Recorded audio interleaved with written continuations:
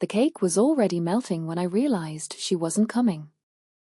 The candles had burned down to uneven stubs, wax dripping onto the frosting I had carefully chosen just hours before.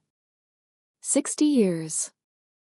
A lifetime of sacrifices, sleepless nights, and quiet hopes, reduced to a silent dining room and an empty chair that should have been hers. My name is Patricia Vaughan. I'm 60 years old. And that night, sitting at the head of my own birthday table, I felt something I hadn't felt in years. Not just sadness. Not even anger. Something deeper. Something colder. I kept staring at my phone, waiting for a message. A call. Anything. But the screen stayed dark. No explanation. No apology. Just silence. Anna. My daughter. The one I gave everything for. I had paid for her education abroad, every tuition bill, every apartment, every flight home for the holidays. I told myself it was worth it.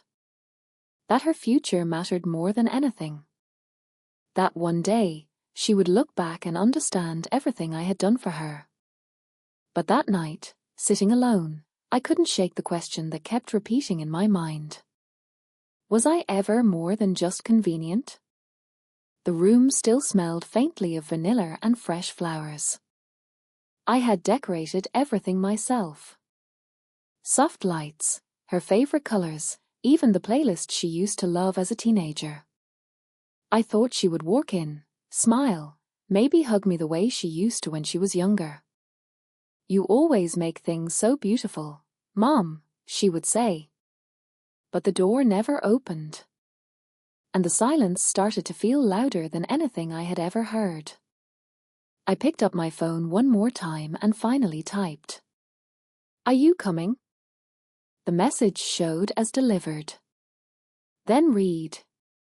And then nothing. That was the moment something inside me shifted.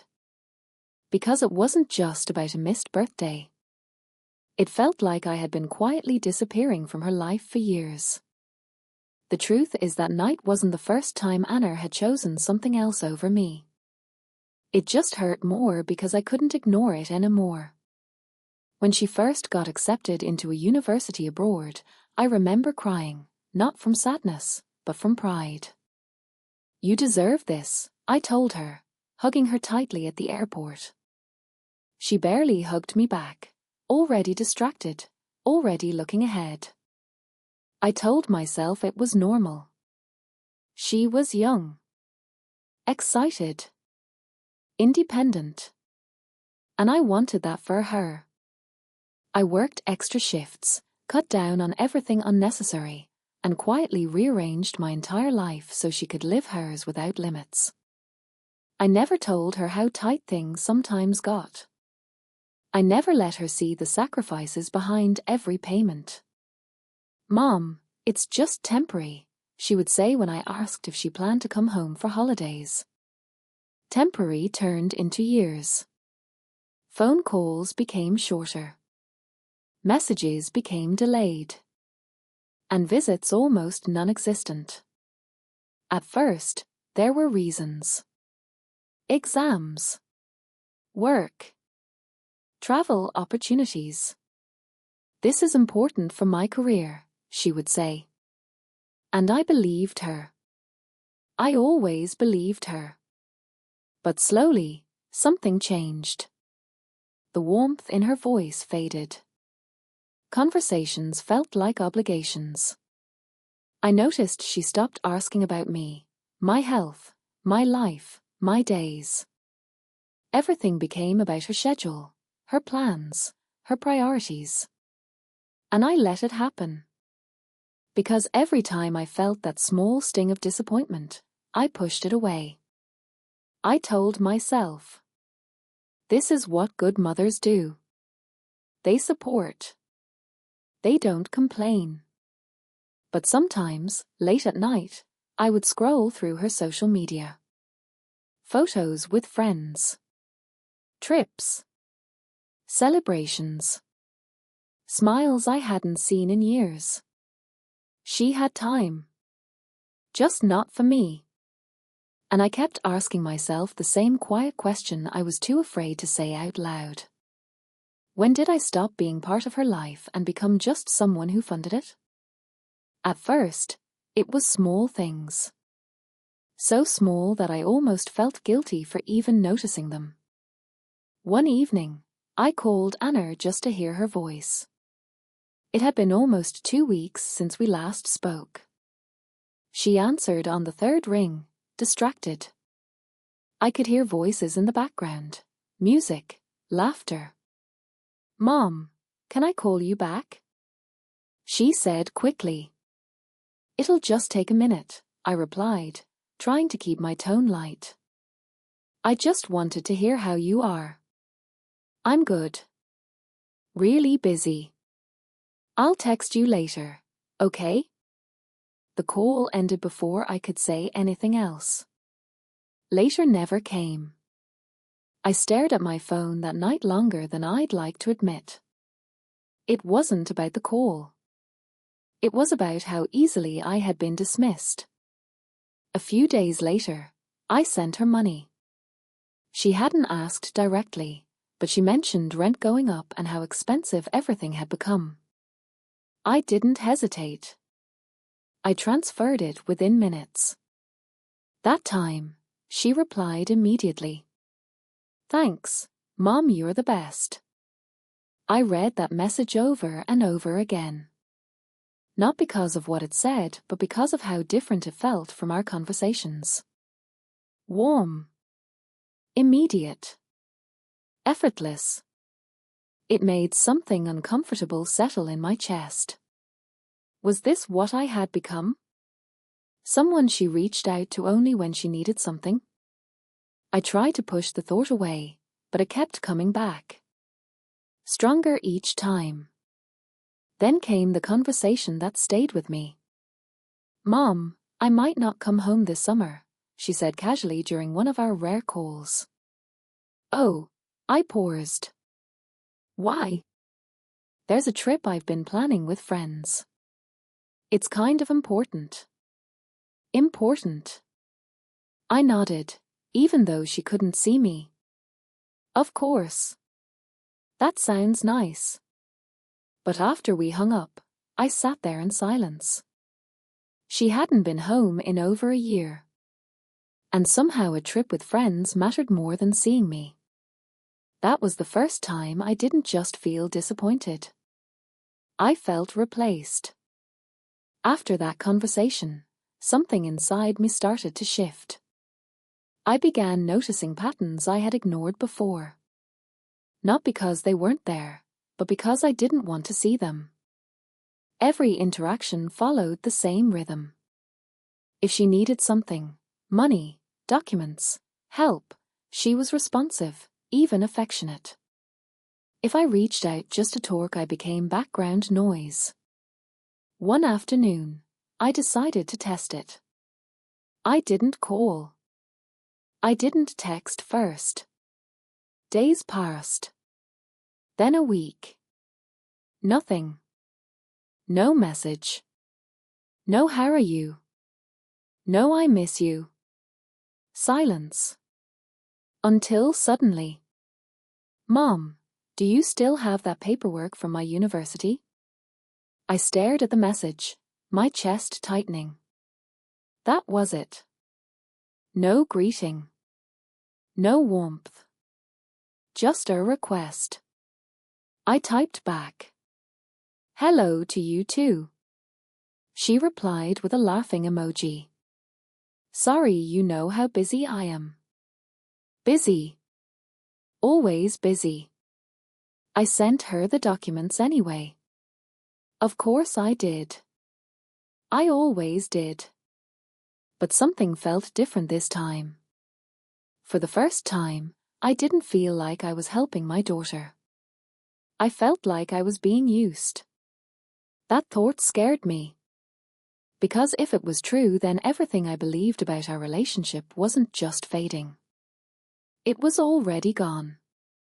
That night, I sat in the kitchen, staring at the empty chair across from me, the same chair that had been waiting for her on my birthday. And for the first time, I allowed myself to ask a question I had avoided for years. Had I raised a daughter who loved me? Or someone who had simply learned how to need me? I didn't sleep that night after my birthday.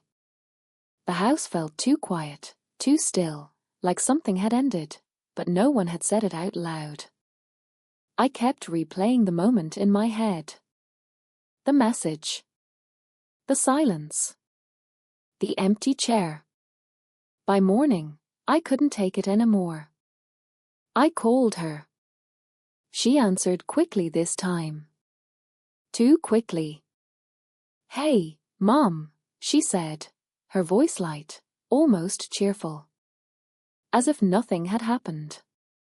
Something inside me cracked. "Anna," I said slowly, trying to keep my voice steady, "you didn't come yesterday." There was a pause. Just a second. But I felt it. "Oh yeah. I meant to text you," she said. "Things got really busy here." Busy. Again. "It was my 60th birthday," I replied. "I know, Mom," she sighed. "You're overreacting. It's just a date. We can celebrate another time. Just a date." I felt the words hit me harder than I expected. A date? I repeated quietly. I planned everything. I waited for you. "Mom, please don't do this," she said, her tone shifting, impatient now. "I have a lot going on. I can't drop everything every time there's something happening at home." Something happening at home. That's what it was to her. Not my birthday. Not a milestone. Just something. I gripped the phone tighter. "I didn't ask you to drop everything," I said. "I asked you to be there." Another pause. Longer this time. "Look," she said finally, her voice colder now, "I can't live my life around you." The words hung in the air long after she said them. I didn't respond. I couldn't. Because in that moment, I realized something I hadn't allowed myself to see before. This wasn't a misunderstanding. It wasn't bad timing. It was a choice. And she had made it. After the call ended, I just sat there. The phone still in my hand. The silence pressing in around me. I tried to breathe, but it felt shallow, uneven. Like something inside me had shifted too far to go back. Her words kept replaying in my mind. "I can't live my life around you." I wasn't asking for her life. I was asking for one evening. One moment. One sign that I still mattered. I stood up slowly and walked into the dining room. The decorations were still there. The flowers had started to wilt, their petals curling at the edges. The cake sat untouched, slightly collapsed in the middle. I hadn't had the heart to throw anything away. It felt like doing that would make it real. That she hadn't come. That she hadn't cared enough to come. I reached out and touched the back of the empty chair. Her chair. And suddenly, memories flooded in. A little girl running into my arms after school. "Mom, look what I made." Late nights helping with homework. Holding her when she cried. Telling her everything would be okay. I had been her whole world once. When did that change? Or maybe, when did I stop being necessary? That thought hit harder than anything else. Because maybe this wasn't about her being cruel. Maybe it was about me no longer having a place in her life. And if that was true, then what had all those years of sacrifice been for? I sank into the chair slowly, feeling the weight of that question settle deep inside me. For the first time, I didn't just feel hurt. I felt empty. And that scared me more than anything else. A few days after that conversation, I stopped reaching out. Not as a test this time. Not to prove anything. I simply couldn't. Something inside me had gone quiet. Not peaceful, just empty. I went through my days on autopilot. Morning coffee. Grocery shopping. Folding laundry that no one else would ever wear. Everything felt routine, familiar, but disconnected. Until one evening, without thinking, I opened Anna's social media. I hadn't looked in a while. Not since before my birthday. At first, it was the usual: photos with friends, smiling faces, restaurants, city lights. The kind of life I had imagined for her. The kind I had worked so hard to give her. But then I saw something that made me stop. A video. She was laughing. Glass in hand. Music loud in the background. People cheering. Best weekend ever. She wrote. I checked the date. It was the same weekend as my birthday. My fingers went cold. I watched the video again. And again. She wasn't busy. She hadn't been overwhelmed with work. She hadn't meant to text. She had chosen something else. Something louder. Easier. More exciting. And I hadn't even been a second thought. I scrolled further. More photos. More moments. Trips. Dinners. Celebrations. A full life. A life where I didn't seem to exist at all. I leaned back in my chair, staring at the screen. For years, I had told myself a story. That she was just busy. That she was building her future. That one day, things would settle, and we would find our way back to each other. But now, that story felt like something I had created to protect myself. Because the truth was much simpler. And much harder to accept. She wasn't too busy for life. She was just too busy for me. The next message from Anna came 3 days later. Mom, can you send me some money? Things are tight this month. I stared at the screen for a long time. No how are you? No mention of the birthday. No acknowledgement of the silence between us. Just a request. Something inside me shifted again, but this time, it wasn't quiet. It was sharp. Clear. I typed slowly. Anna, did you celebrate something last weekend? A pause. Then. Yeah, just a small thing with friends. Why? Small thing. I felt my chest tighten. I saw your video, I replied. This time, the pause was longer. Then she answered. Oh, that. That. Mom, it's not a big deal, she added quickly. I needed a break. You know how stressful everything is here. A break. From what? From me? I looked at the message, and for the first time in years, I didn't rush to reassure her. I didn't say it's okay. I didn't send money immediately. Instead, I asked the question that had been building inside me for years. Anna, do you only reach out when you need something? The typing bubble appeared. Disappeared. Appeared again. Then finally.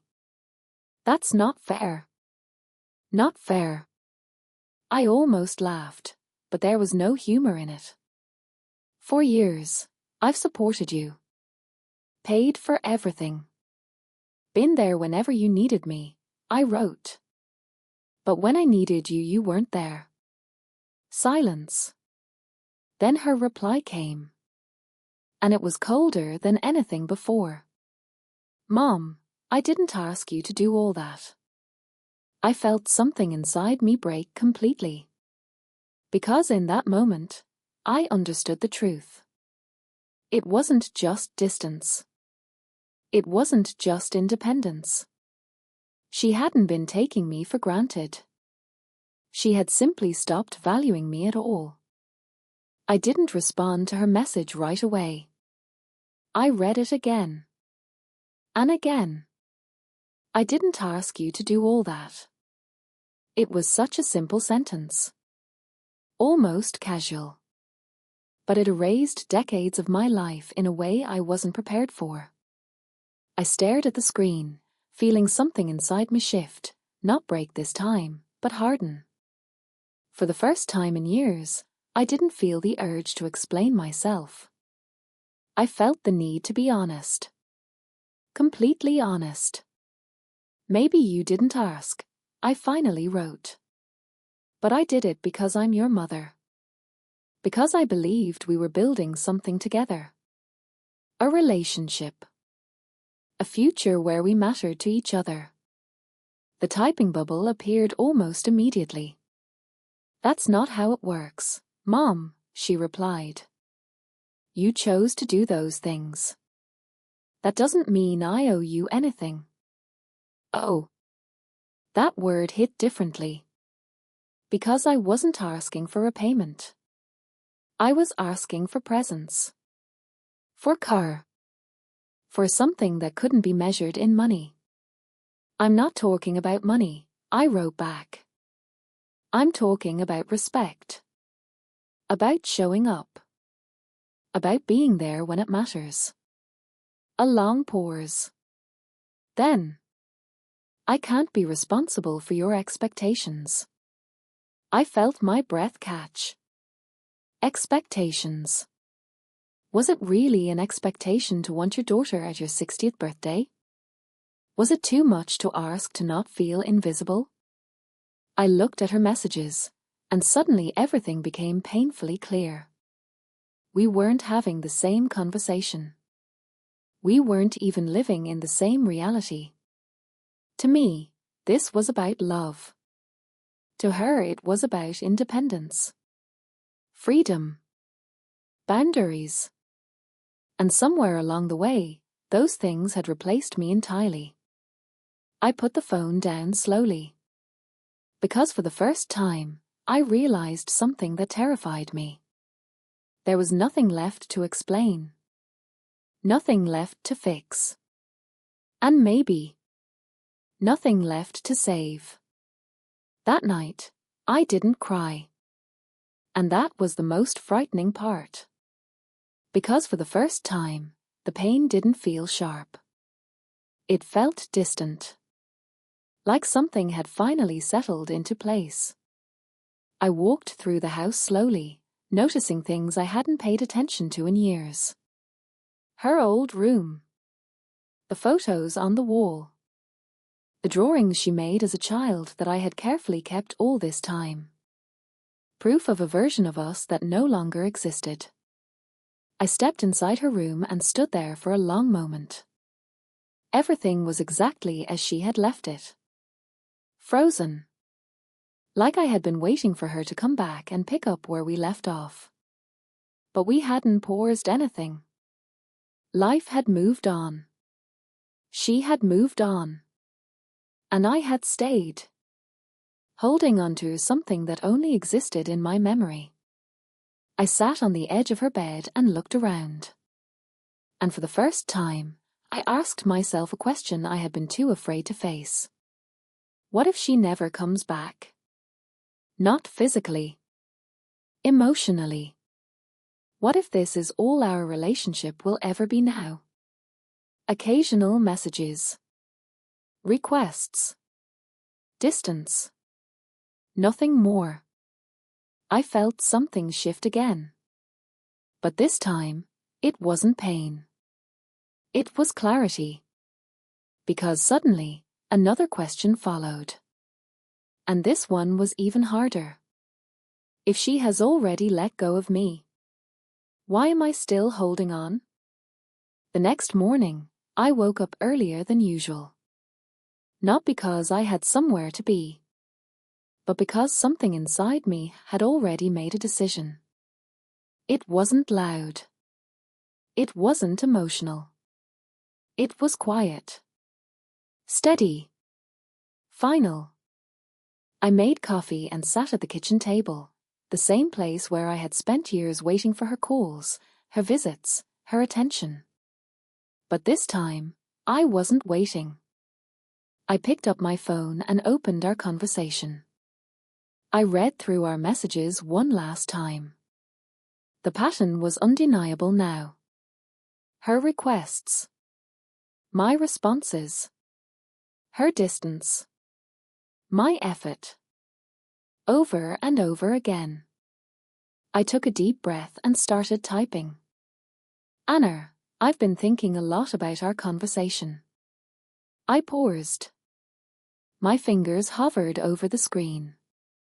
This was the moment where I could still soften it. Still make it easier for her. Still protect her feelings instead of my own. But for the first time, I didn't do that. I love you, I continued. That hasn't changed. But something else has. My heart was beating slower now. Karma. I can't keep being the only one trying. I can't keep giving without feeling like I matter. I stopped again. This was the line I had never crossed before. I'm not going to send money anymore. Not until we have a real relationship again. I read the message twice. Then I added one more sentence. I need more than just being needed. I need to be valued. I stared at the screen for a long time. Then I pressed send. The message delivered instantly. The typing bubble appeared almost immediately. Then disappeared. Then appeared again. And in that moment, I realized something I hadn't felt in years. I wasn't afraid of her response anymore. Because for the first time, I had chosen myself. Her response came an hour later. Short. Sharp. Cold. I can't believe you're doing this. No questions. No reflection. No attempt to understand. Just accusation. I read it once. And for the first time, I didn't feel the need to explain myself. I didn't reply. Instead, I stood up, walked to the living room, and began doing something I had been putting off for years. I started taking down her things. Not everything. Not the memories. But the waiting. The illusion. The idea that she would walk back into this house and everything would go back to how it used to be. I folded the blanket she used when she visited years ago. I placed her childhood drawings into a box. I cleaned her room, not as a space she would return to, but as a room I could finally let go of. Each movement felt heavy, but also necessary. This wasn't about erasing her. This was about freeing myself. For years, my life had been built around her absence. Waiting. Hoping. Adjusting. But now, I was choosing something different. I booked a short trip for myself that same afternoon. Nothing extravagant. Just somewhere quiet. Somewhere new. Somewhere that didn't hold memories of waiting. As I packed my bag, I realized something unexpected. The house didn't feel empty anymore. It felt open. Like something had finally been released. And as I closed the door behind me, I understood something clearly. Letting go didn't mean I loved her any less. It just meant I was finally choosing to live my life, even if she wasn't part of it anymore. The trip was quiet. Exactly what I needed. No noise. No expectations. No waiting. Just space. The kind of space I hadn't allowed myself to have in years.